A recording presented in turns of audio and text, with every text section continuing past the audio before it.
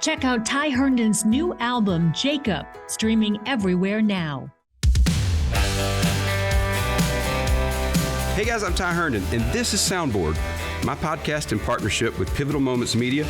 We invite you to listen in as we talk with my fellow artists about how they turn down the negative voices and turn up the positive ones in order to achieve their dreams and live healthy, happy, mentally fit lives. Welcome to the conversation. So, did you listen to the pipes rattling? So, yes. Can you hear them? That's all I hear. So we're gonna use our energies to quieten the pipes. Yes. Yes, to quieten the pipes. It's a storm here in Nashville today.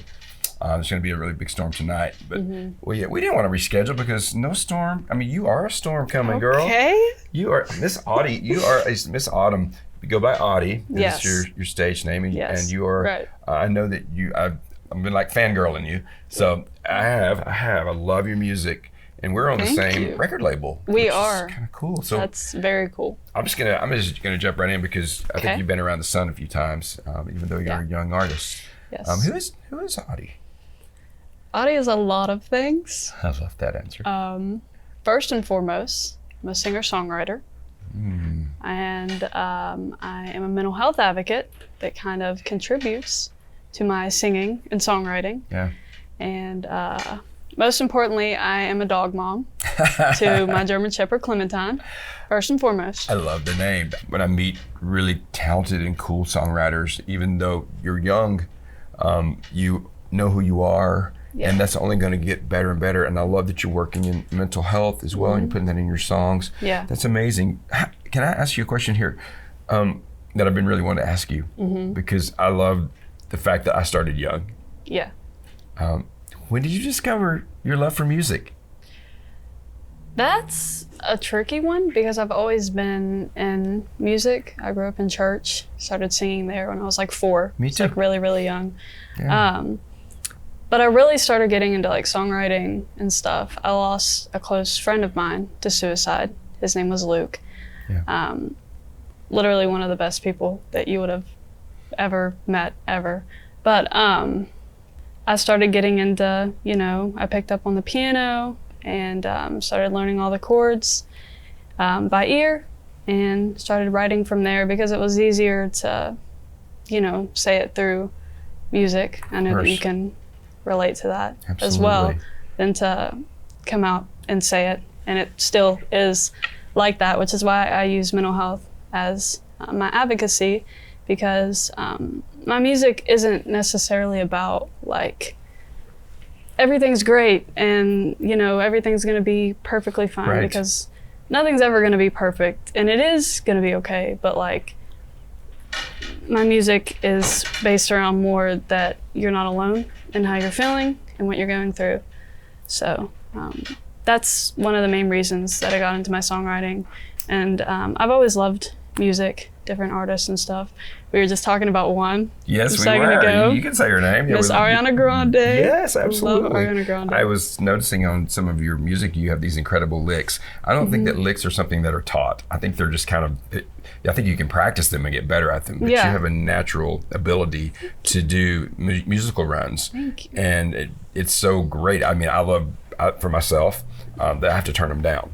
But I'm kind of turning up everything in my life right now. But I'm learning to kind of pull. There's an inner Ariana Grande in me too. Yeah. Hey, I think everyone should have one. Absolutely, Yeah. absolutely. I love that you mentioned losing a friend. I've also lost a really good friend to suicide, and it's just it's one of the toughest things because I think you feel like sometimes you want to carry their goodness and their message, and the ability to put it in music is so beautiful. What a way to honor your friend. Yeah. I know that the song I was just listening to in the dressing room is a lot about that. Yeah. And did you find it healing in some ways to write It was about him? definitely, as I mentioned a second ago, I don't like coming forward and necessarily like telling people 100% how I'm feeling. Sure. So, and I think that's what everyone needs is to talk about stuff when you're going through something. I agree with you. So I'm smiling. For those that are seeing this on camera, you can see I'm smiling. If you're just listening, you can see I'm smiling because I love that you said that. Yeah. Because I think it's so important to check on people. Yeah. It's so important to check on your neighbors. Yeah. And if somebody's being really quiet, it's probably because something's going on. And it's a really good idea to maybe just give them a hug and go, hey, what's going on? You know, what are you feeling today? And I think now more than ever, that's okay. Do you think so? Yeah. And it's important on the other side of things to talk about how you feel if someone asks. And it was easier for me to put that in music and not directly say it. A lot of my songs aren't directly saying something. Right. I follow a writing style. I don't know if you've heard of Hoiser. Yeah. Take Me to Church. Yeah. Take Me to Church. Yeah, it's such a good song. With a good meaning behind it. Yes. But anyway, I follow that writing style where it's not directly saying it, but it still has a lot of meaning behind it. So. And some free form. Yeah. Yeah, I right. love that too. I started that on this new album. It's like, yeah, it was I'm really excited to unnatural hear. for me. Yeah, it was kind of like, okay, I like this though. I had to get settled into it. So if you get really mad at your mom, do you write her a song? No, I kind of words there. Yeah, I just kind of just quiet down, just come back to it. We'll go get something to eat or something. My mom turns it around on me. She'll say, "Oh, you wrote about this in a song. You need to hear it for yourself." Right now, so it's like, Mom. So listen, talking about family, have they always been in huge support of your music? Was it a surprise to them? No, I don't think so, because I've always sung. Yeah. My dad was kind of like the one that he told me, he was like, if you want to be an artist, learn the piano. And this is when I was starting off, you know, just kind of messing around on it. And he was like, you know, really learn it, because that's, you know, one of the best places to start writing. Yeah. And that's usually where my writing process starts. So I picked up on that, but they've always been like very, very supportive. My mom has been one of the most supportive people in my personal life. Yeah. There's things that, you know, we share with each other that, you know, wouldn't tell anyone, that, you know, we're very, very close. And my brother, who is my best friend, who... Does he sing? He does, well, he does, but he doesn't. All right. He thinks it's like lame. But yeah, we're He's really, your best really, friend. I love that. We're really, really close. He's been someone who's helped me through a lot. He's not necessarily so much in on the singing thing, but he's always been supportive. And how old is he? He's 20. Oh, your brother's 20, so you're the baby sister. Yes, I am. I'm a big brother too. Yeah? My sister's 14 months younger. I have an 18-year-old nephew who's getting into music. He's going to school now to be a sound engineer. And you're 17. And when you're talking to your friends, do you give them advice? Do you feel it's weird to ask you for advice if another kid comes up to you? I think, no, not at all. I think it's kind of like, it can't catch me off guard because I'm still, you know, 17, still trying to figure things out. The only thing I'm certain of is, you know, my songwriting and my advocacy. But with everything else, it's kind of just like day by day figuring stuff out. But oh my gosh. So one of the things that we love to talk about on Soundboard is our ability to turn up the positive voices and turn down the negative voices. Yes. I think which is so important today. Yes. Yeah. How do you do that? My main thing that I tell myself is that there's, God willing, there's always tomorrow to try again. And tomorrow you may feel just as you did the day before, but there's always the day after that.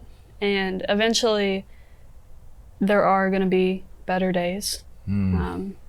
You know, maybe it's in moments, maybe it's in, you know, little things, but there are things worth, you know, being here for, and oh gosh, yes, being present and just trying to make, it's easy to say, easier said than done to say, make the best out of things, but it's really all that we can do. Sometimes that's all we have. And you know, I'm going to tell you this, you just gave me some great advice, because things are getting so busy right now. And like, I woke up this morning, you know, and I I didn't sleep well last night. I'm usually a pretty good sleeper, and I was kind of grumpy. And I forgot to meditate because I was in a hurry, and I made us late today because I stopped and I went and sat down and I meditated, and I prayed and meditated. Whatever that you can do out there to just center your day. Yeah. I loved what you just said. You were wise beyond your years, young lady. I can't wait to hear so much music from you and all this wisdom. And I think do you ever feel, you're 17, like I said, but I think you've been around the sun a few times, and I think we're sometimes born with an intuitiveness. And I kind of see it in your eyes. Do you feel a huge responsibility in your music to have a great big message? Or are you also able to just have some fun? A little bit of both. Yes. A little bit of both. Mental health, like I said, is my thing behind most of my music, but I also have songs that are, fun, and not a relationship person, but they're relationship-y, and I can write about it. That's great. So so you can be sassy. Yeah. You get sassy in a song. I love that too. I think you got to, be a little bit sassy. I know in this new music that I'm doing, I'm being as authentic as I've ever been, but also having a lot of fun. And I think that's noticeable. Yeah. Especially out doing shows. And have you thought about what your live show is going to look like? Yes. Yeah, you have a vision? Yes, I do. Tell us about it. Oh my gosh. It's like very situational though. Situational. Like, yeah. I love that. I love how you think. Yeah. So we'll get into that. Okay. You going to save that? Yeah, we'll save that for when I actually have live shows. We have photos of the world tour. I love it. Absolutely. I believe with all my heart you are going to get there for sure. So the name of the company that we work with is Pivotal Moments, and I love that. Would you say that you've had some pivotal moments in your life? Yeah. Yeah? Definitely. I want to hear, man. Losing Luke was definitely the first big thing that kind of changed my life in many, many ways. And, there are other things that I've been through. I recently lost my grandfather's, which is, a typical thing that everyone goes through. But I was very, very close with them. And you lost both your grandfathers?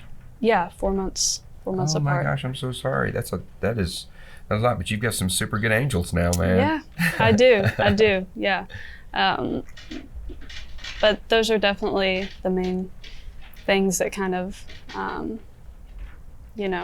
play my day-to-day life off of, trying to stay positive and stuff, and get the message out, especially surrounding Luke, that, it's okay to not be okay, and to just think and know that there are people here that love you, and that, if you were to leave, we'll have multiple breakdowns in the studio recording a song, and other people in the studio as well, which is why I'm so excited to work with Pivotal Moments, because you can tell how much they care.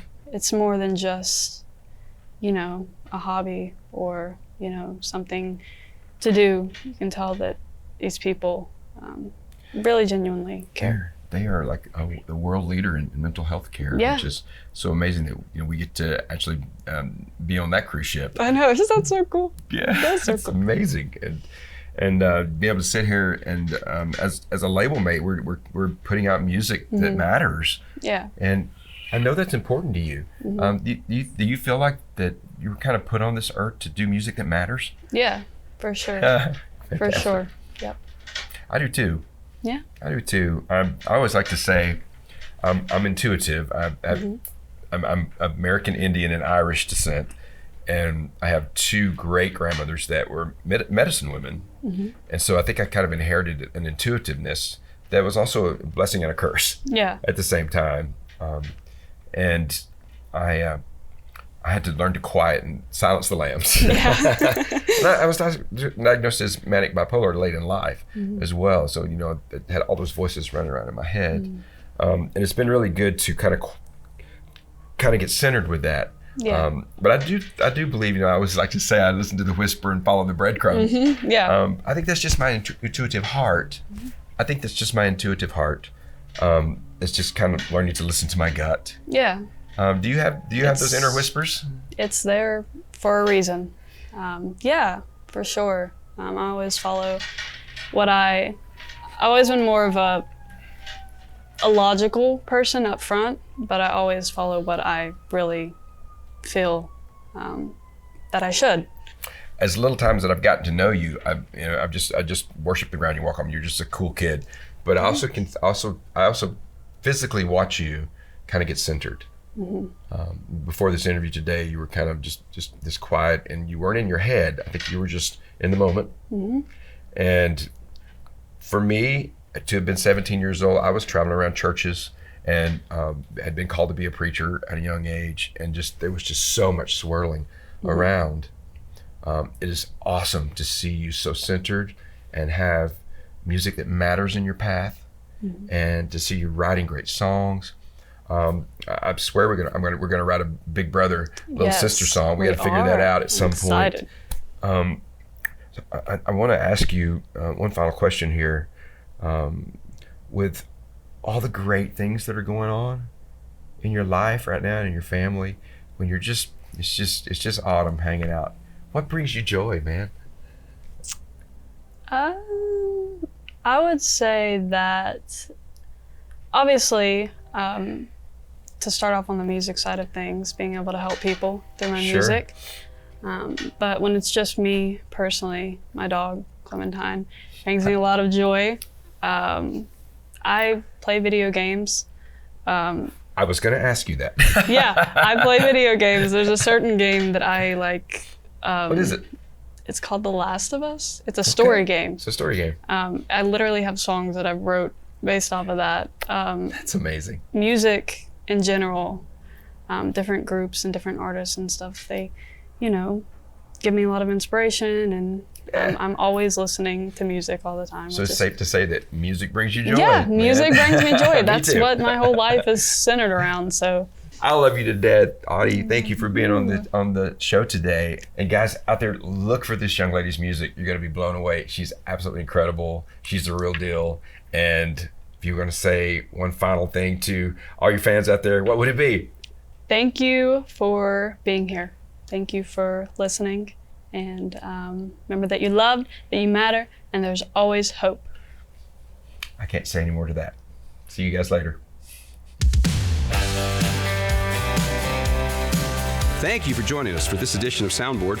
I'm Ty Herndon, reminding you to turn down the negative and turn up the positive on the soundboards of your own life.